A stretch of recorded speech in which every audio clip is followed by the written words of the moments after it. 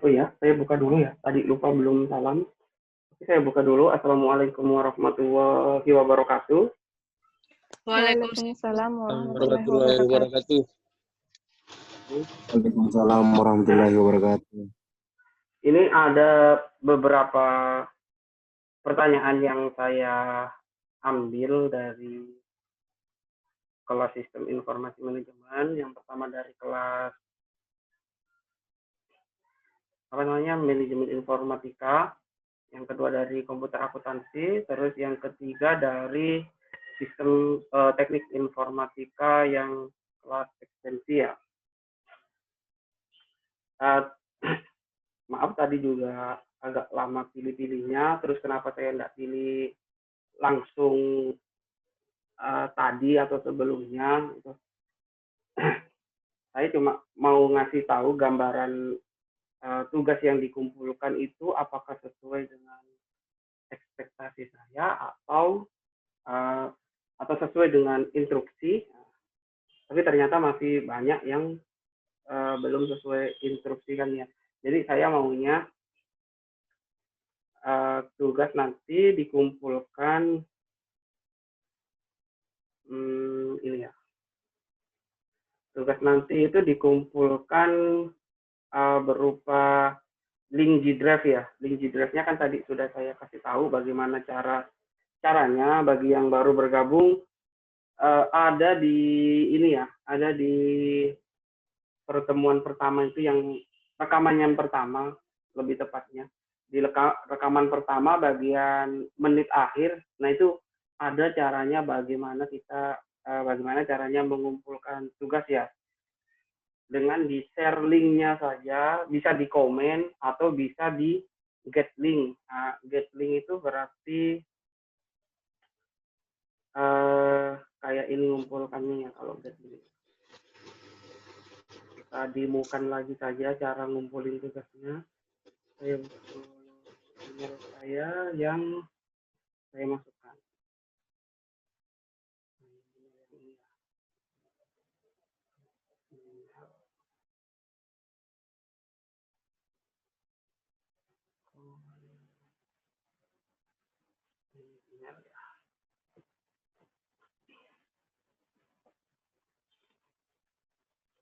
Nah ini ya, ini batas waktu besok buat akun GitHub. Ini berarti tugas. Saya buka tugas yang diberikan ke saya. Gitu ya.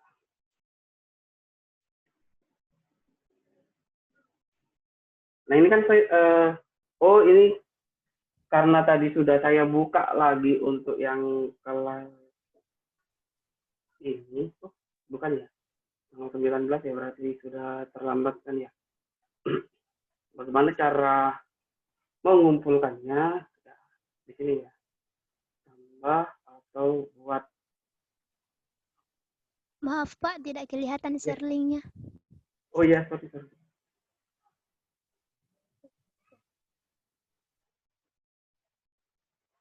Saya screen share apa? Screen desktopnya saja. Iya Pak. Sudah terlihat semua ya? Sudah Iya, Pak. Iya, Pak. Sudah. Cara ngumpulinnya, oke, saya buka tadi email saya yang ada contoh tugasnya. Ini email saya yang saya linkkan ke ke kelas ini ya. Ini contohnya adalah buat akun GitHub. Nah, bagaimana cara ngumpulinnya? GitHub.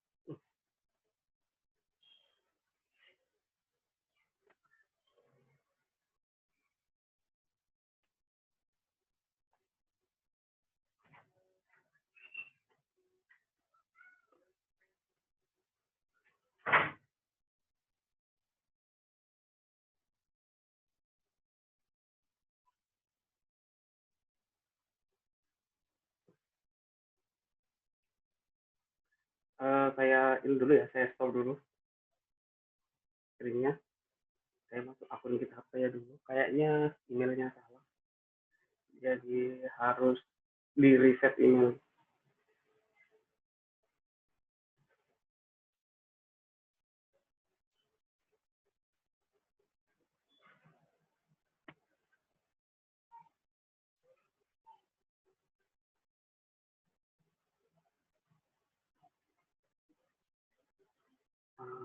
Oke. Begini kan ya. Saya share kembali.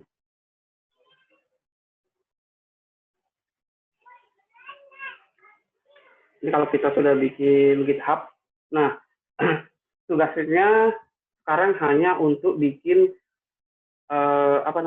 bikin akun saja kan ya. Kalau bikin akun berarti kita ke profile ini ya, your profile. Nah, pasti nanti didapat nama kalian di sini kan ya, github.com/nama akun kalian. Jadi bisa di blok, di copy, terus dikumpulin ke Classroom, berarti sisa ditambahkan. Nah, kalian mau ngumpulin dalam bentuk dalam bentuk link, berarti di sini ya. Kalau akun Gmail G-Drive, berarti kalian kumpulkan link ya. Jadi yang saya terima nanti untuk kedepannya, saya hanya akan menerima akun yang sesuai instruksi. Jadi misalkan kumpulkan link GitHub atau kumpulkan link Gmail, berarti kalian harus uploadnya di link Gmail ini ya. Jadi misalkan ada yang upload file begitu, berarti nilainya saya turunkan gitu ya. Jadi nilai tugasnya saya turunkan jadi 75 untuk yang share selain link ya. Tapi kalau nanti yang share berupa link, itu akan saya kasih nilai 100, berarti nilai tugasnya sempurna gitu kan ya, nggak dikurangi. Jadi masukkan linknya di sini. Jadi link GitHub-nya di sini, tambahkan link. Jadi tinggal tunggu proses. Nah, ini kan ya, linknya sudah ada. Berarti kalau Gmail, berarti link Gmail-nya berarti juga sudah ada di sini. Nah, tinggal kalau bahasa Inggris berarti mark as done. Atau kalau bahasa Indonesia berarti serahkan. Terus bagaimana kalau yang ngumpulinnya di mana? Di komentar. Nah, untuk sebelum sebelum meet, saya anggap itu benar gitu. Tapi saya lebih menyukai kalian mengumpulkan sesuai dengan instruksi. Terus untuk di komentarnya isi apa? Kalian isikan saja nama kalian, terus NPM kalian, NPM 00. Karena saya tidak ada NPM-nya di sini, saya anggap saja misalkan NPM-nya 000001. Oke, berarti ini saya posting dulu komentar saya.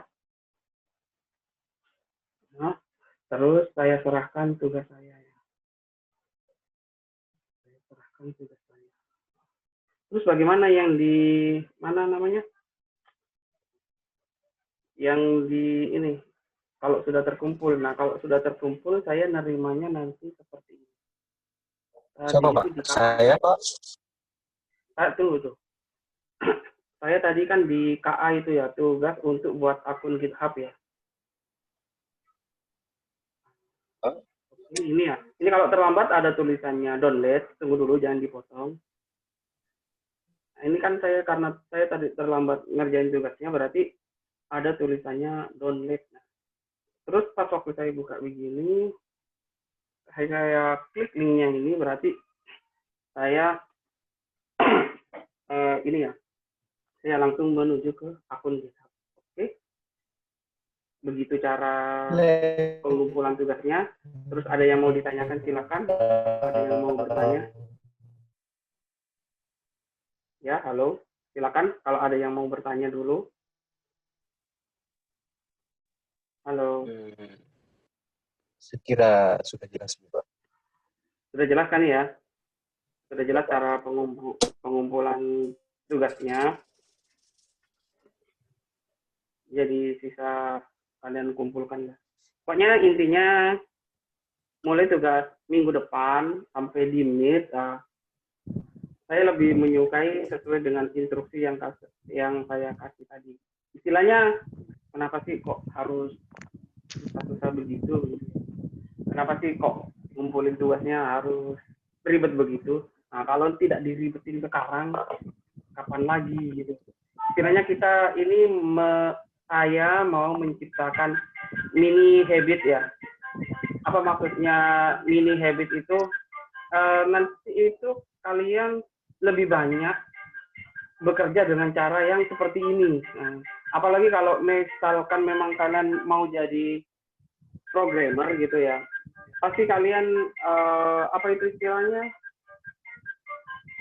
Pasti akan sering bersentuhan dengan GitHub gitu ya. Share portofolio kalian itu ya pakai GitHub gitu loh maksudnya. Share portofolio pakai GitHub.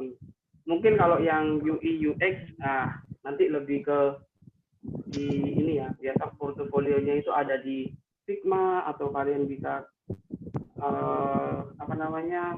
Kalian bisa upload di mana namanya?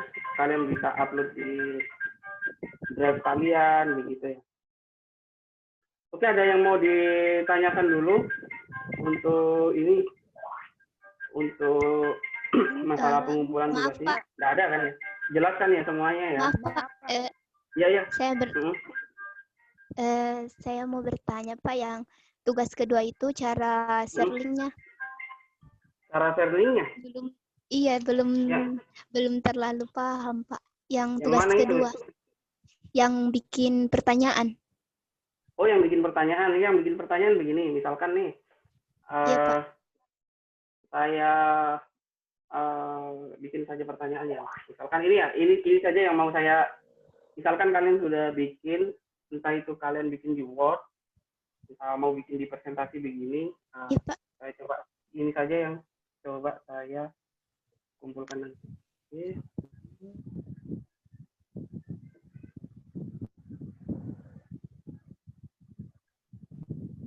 Rangkuman Q&A. Ini kan sesuai dengan tugasnya kalian namakan. Kalau ini kan rangkuman Q&A-nya ya. Rangkuman Q&A untuk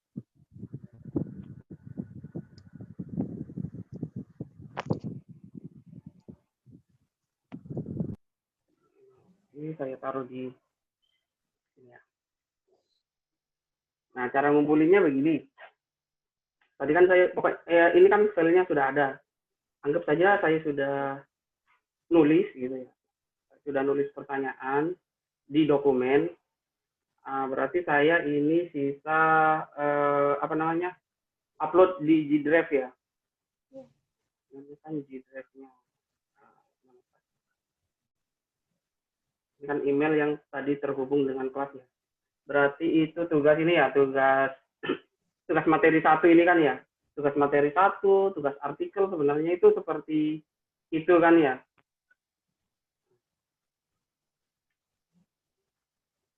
Saya buka dulu G Drive. Untuk semua tugas, kalian taruh di satu file namanya file tim. Kalian bikin saja new di sini ya. Kalian bikin new folder, kasih nama sistem informasi manajemen. Kalau apa namanya, biar gampang diingat, kasih tahun ajarannya saja. Berarti tahun ajaran misalkan sekarang 2020, 2021 kan ya. Oke. Kalian masuk di situ. Kalian upload filenya di sini. File upload. Kalau begini sih sebenarnya ini sudah tahu ya cara uploadnya ya. Tahu semua kan ya cara upload ke G Drive ya? Iya Pak, tahu. Pokoknya hampir-hampir sama lah kayak upload apa gitu. Kalian uploadkan saja filenya. Kita tunggu dulu sebentar. Nah ini kan sudah terupload kan ini ya. File yang tadi itu sudah terupload di G Drive. Terus kalian share link ya. Jangan langsung get link, berarti kan ini langsung dapatkan linknya. Jadi kalian share bisa di sini, bisa di sini muncul ya. Share linknya dulu. Kenapa share link? Karena kita pengen tahu apa namanya yang dapatkan get linknya ini siapa saja nanti. Gitu ya. Nah, terus siapa saja yang bisa akses ini? Nah, siapapun yang punya link ini bisa akses gitu ya. Terus siapa apa namanya yang dapat link itu fungsinya nanti sebagai apa? Sebagai viewer kah atau komentar kah atau editor? Nah, karena saya mintanya cuma melihat, jadi saya maunya cuma viewer saja. Oke. Jadi kalian bisa copy linknya, terus down di sini ya. Terus kita kembali ke tugasnya itu. Saya mau ngumpulin tugas materi 1. Ini ada teman kalian yang komentar di... Oh, ini komentar di kelas ya tadi. Sorry ya, keliru tadi ya yang ini ya. Nah, yang ini saya keliru ya. Sorry ya. Harusnya ini saya komentarnya di sini. Ini komentar kelas ya. Harusnya saya komentarnya di sini, komentar pribadi. Ini ya, komentar pribadi ya.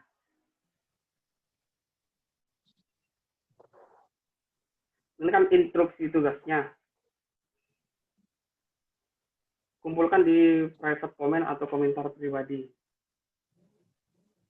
Tapi karena tadi itu tugasnya berupa apa namanya? Berupa dokumen, jadi kita kumpulkan saja linknya tadi yang telah kita copy tadi.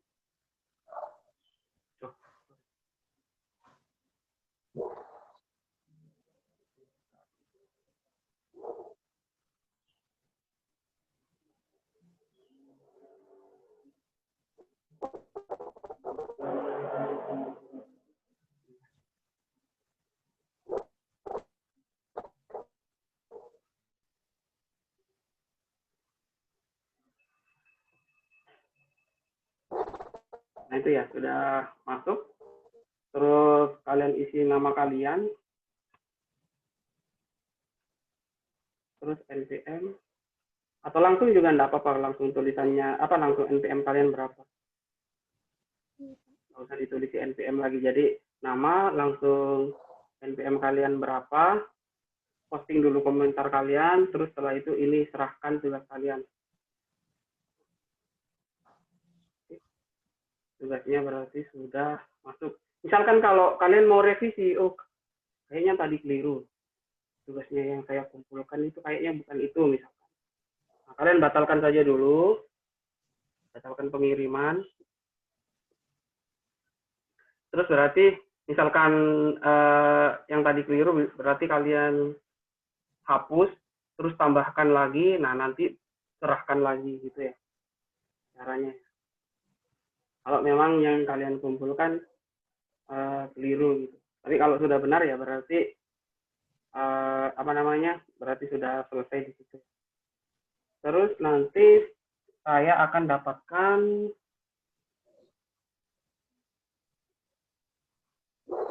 ini di classroom saya. Ya karena saya terlambat, jadi tulisannya dia download.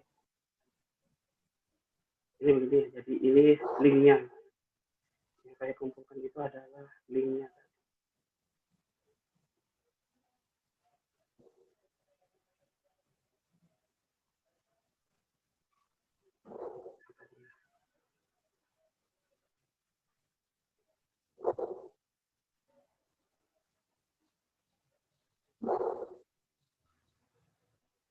Oke, sudah jelas? Jelas, Pak. Oh ya, sudah jelas. Nah, untuk kali ini saya akan menjawab nomor 1 sama, saya akan membahas nomor 1 sama nomor 2 saja dulu.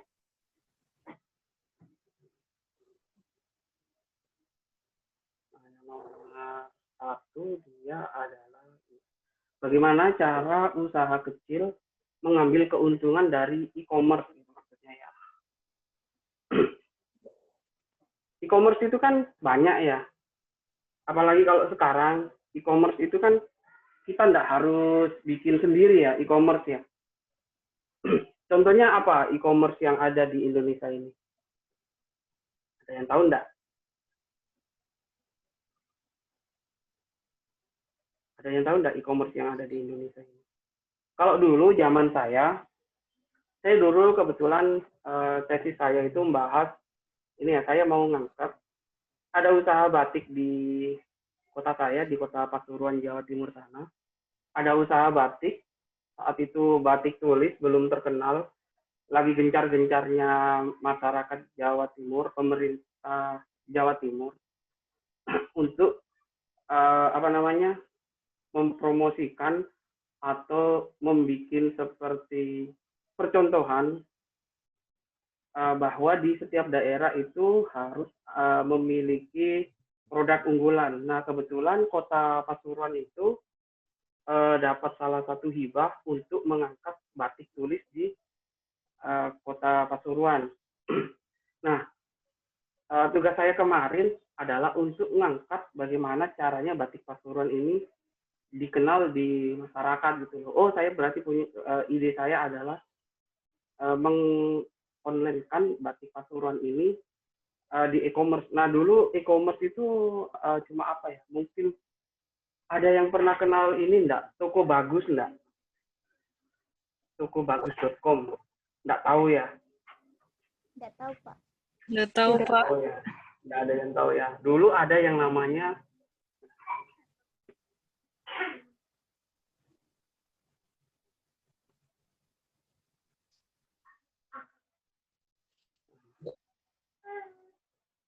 kalau sekarang namanya sudah tahu semua ya. Nah, ini dulu ada yang namanya tokobagus.com, jual beli bagus gitu ya.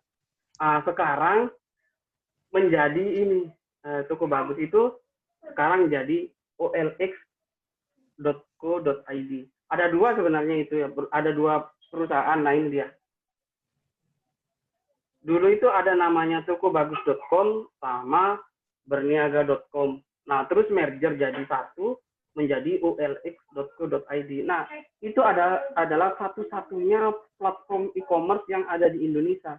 Nah, saat itu masih belum otomatis seperti e-commerce zaman sekarang. Kalau e-commerce itu sekarang itu ya yang paling gampang itu ya ada Shopee, Blibli, Lazada, terus Tokped begitu ya. Nah, dan seterusnya itu kalau di Indonesia. Kalau yang terkenal di luar negeri itu ada Amazon, itu kan sudah otomatis ya. Terus ada juga kalau di Cina itu ya Alibaba ya.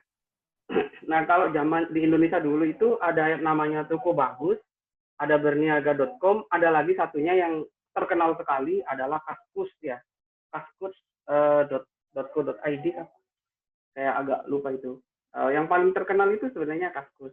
Nah, saya nyoba kalau strategi saya itu meng-e-commerce-kan batik itu cuma lewat hal yang sederhana, yaitu saya bikinkan blog yang gratis itu di blogspot.com atau di wordpress.com. Nah, saya buatkan dua-duanya supaya batik ini terkenal gitu ya. Nah, itu zaman dulu sudah bisa dibilang e-commerce. Tapi kalau zaman sekarang itu sudah tidak bisa disebut e-commerce. Itu mungkin bisa disebutnya cuma sebagai media informasi saja. Media informasi. Kenapa sekarang itu bisa cuma dinamakan media informasi? Karena kita cuma ngasih tahu produk ini gitu. Produk bahwa di website ini ada sebuah produk. Terus letaknya di sini tanpa bisa melakukan yang namanya jual beli. Tunggu dulu ya sebentar.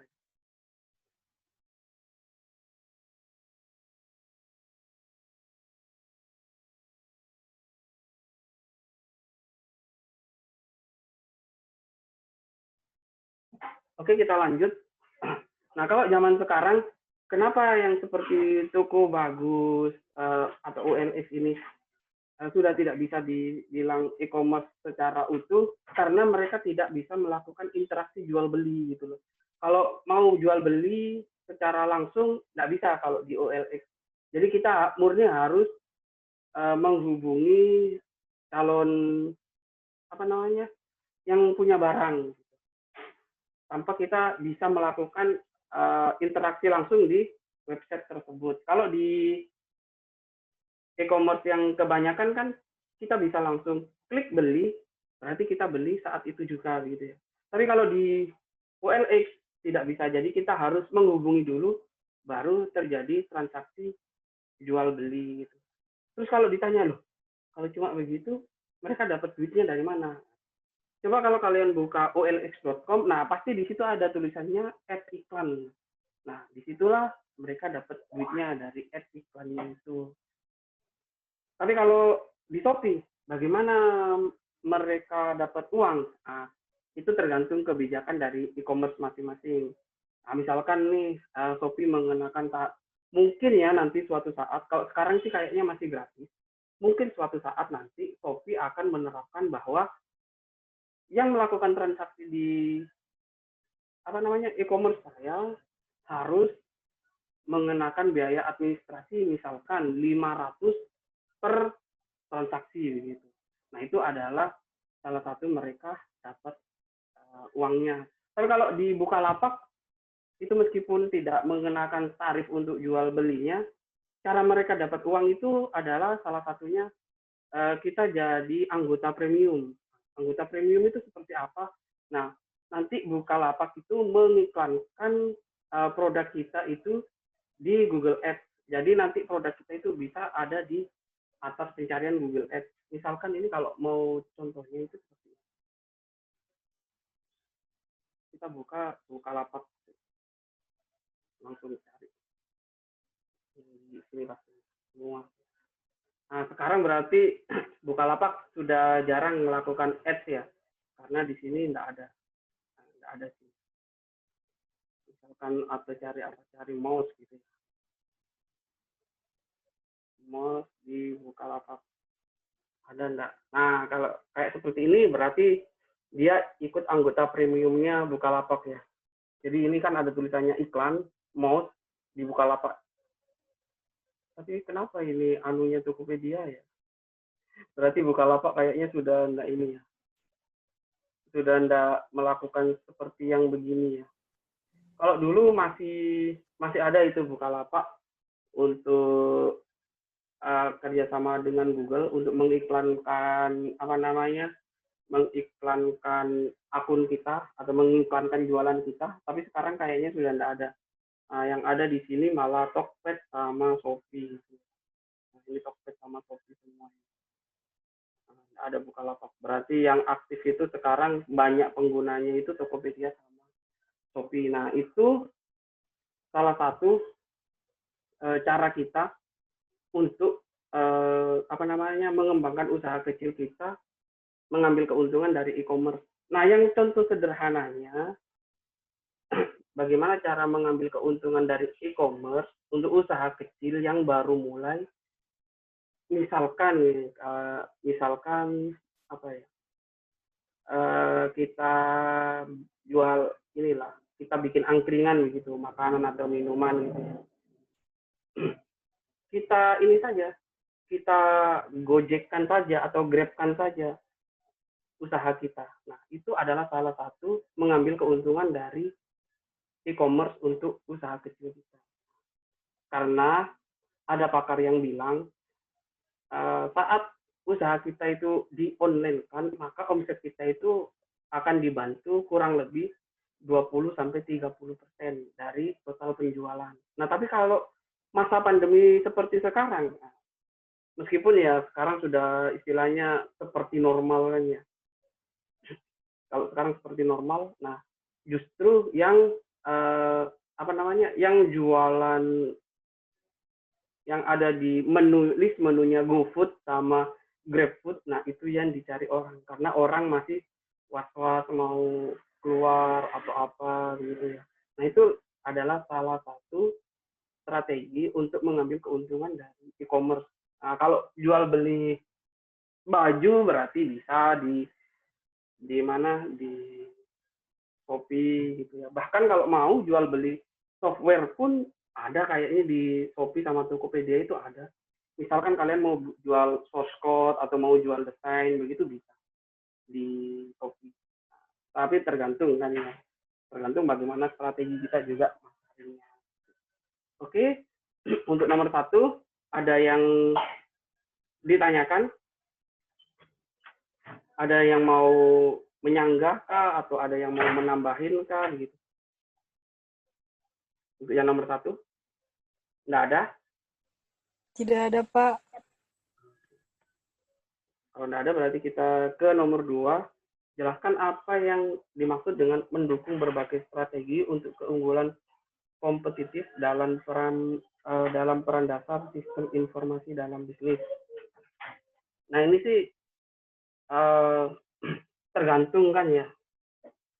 Tergantung bagaimana caranya kita itu bukan caranya kita usaha kita atau bisnis kita itu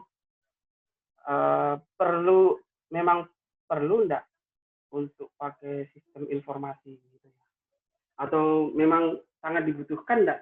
Tapi kalau misalkan enggak dibutuhkan ya kayak tadi angkringan gitu ya, karena ini masih kecil jadi saya enggak terlalu butuh yang namanya program yang ngitung akuntansi secara kompleks gitu.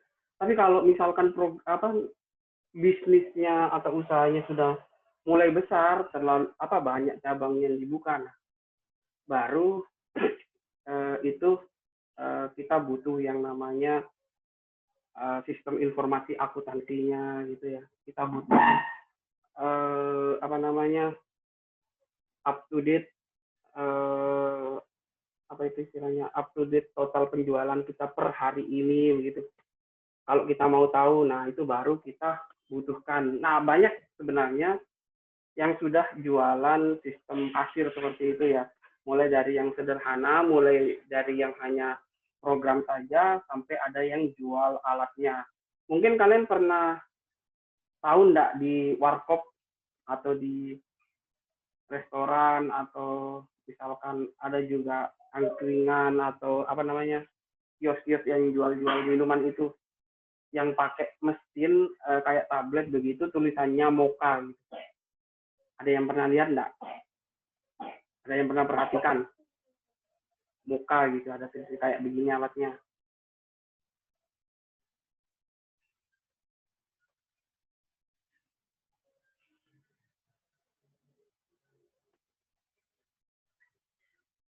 Nah,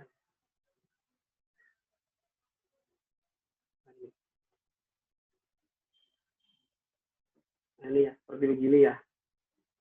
Ada yang kecil begini, ada yang langsung begini, ada itu yang seperti ini saja. Ada yang pernah lihat enggak? Nah, seperti ini ya. Kalau di kasir di restoran, di tempat kalian nongkrong biasa ada alat yang seperti ini. Nah, itu salah satu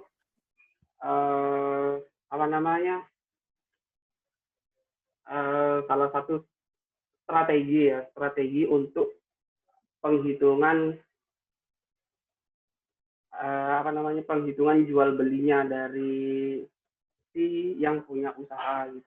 Juga bisa ada yang kalau mau nggak usah beli alatnya, kita download saja juga ada yang seperti itu. Nah itu salah satu strategi kita untuk salah satu strategi untuk mendukung ya istilahnya, untuk mendukung kompetitif dalam bisnis gitu ya. Jadi lakukan saja hal yang terkecil dulu, jangan langsung yang beli yang terlalu mahal gitu ya. Istilahnya yang penting kita tahu keuntungan kita gitu ya. Kelemahannya orang Indonesia, orang apa namanya, anggap saja orang apa namanya, orang Bugis, orang Makassar, orang Jawa begitu ya. Kalau dalam berdagang itu kita tanpa ini ya, kadang kita tanpa tahu atau tanpa menghitung pengeluaran sama masukan. Yang penting jalan saja itu jualan gitu ya. Kalau kalau orang seperti itu sebenarnya sih salah gitu ya. Sebenarnya sih salah kalau begitu. Kalau kita nggak tahu keluar masuknya jualan kita gitu ya, kita nggak akan tahu seberapa untungnya. Beda seperti orang-orang Cina kalau jualan, kalau orang Cina jualan itu dihitung semuanya gitu. Bayar gaji pegawainya berapa, pengeluarannya berapa, pemasukan berapa. Jadi kita tahu keuntungannya berapa. Tapi kalau apa namanya, kalau orang pribumi lah bisa dibilang gitu. Kalau orang pribumi berdagang begitu, ya pokoknya jualan saja gitu. Gaji orang ya pokoknya gaji orang saja. Itu kelemahannya ya begitu. Kita tidak tahu apa yang namanya untung ruginya gitu. Kalau skalanya kecil sih oke lah, mungkin apa namanya bisa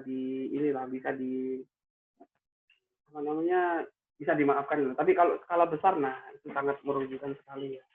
Jadi kalau mau menggunakan sistem informasi dalam berbisnis ya, gunakan yang terkecil dulu, yang termurah dulu. Kalau perlu ya, kalau ada apa namanya program trial ya pakai saja yang program trial itu.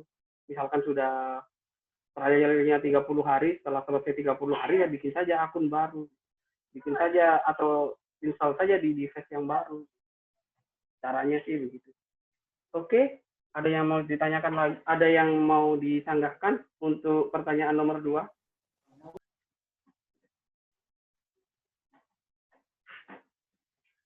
Kalau untuk kelas selanjutnya, kalau mau ada yang disanggahkan untuk pertanyaan nomor 2, bisa dikomentarkan di tugas di komentar kelas ya, bisa di komentar di komentar kelas. Silahkan kalau mau ada pertanyaan sanggahan, silahkan dituliskan saja di situ. Oke, ada pertanyaan? Tidak ada? Tidak ada, Pak. Oke, karena sudah 11.20 ya. Sudah yang cowok-cowok ini mau sholat Jumat kan ya. Jadi saya tutup sampai di sini dulu saja. Nanti ya. Tadi yang tugas Wina Widya Astuti saya sudah akses, Pak. Oh ya, nanti saya lihat lagi ya untuk yang namanya Widya. Siapa saja tadi? Perasaan ada 2.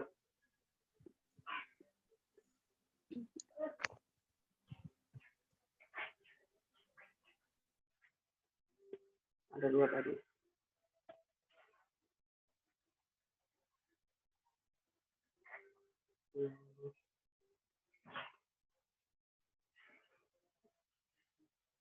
Oh ini, Novianti Carol ya? Nggak ada orangnya ya? Novianti? Nggak ada, Pak. Nggak ada ya? Oh. Jadi tolong sampaikan sama Novianti. Nah, jadi tolong sampaikan sama Novianti, tugasnya dibuka aksesnya. Ya. Untuk kelas lain, kayaknya nggak ada masalah tadi ya, nggak ada aksesnya semua terbuka kan ya kalau untuk kelas lain. Oke, saya tutup sampai di sini dulu pertemuan ini. Assalamualaikum warahmatullahi wabarakatuh. Waalaikumsalam warahmatullahi wabarakatuh. Pak,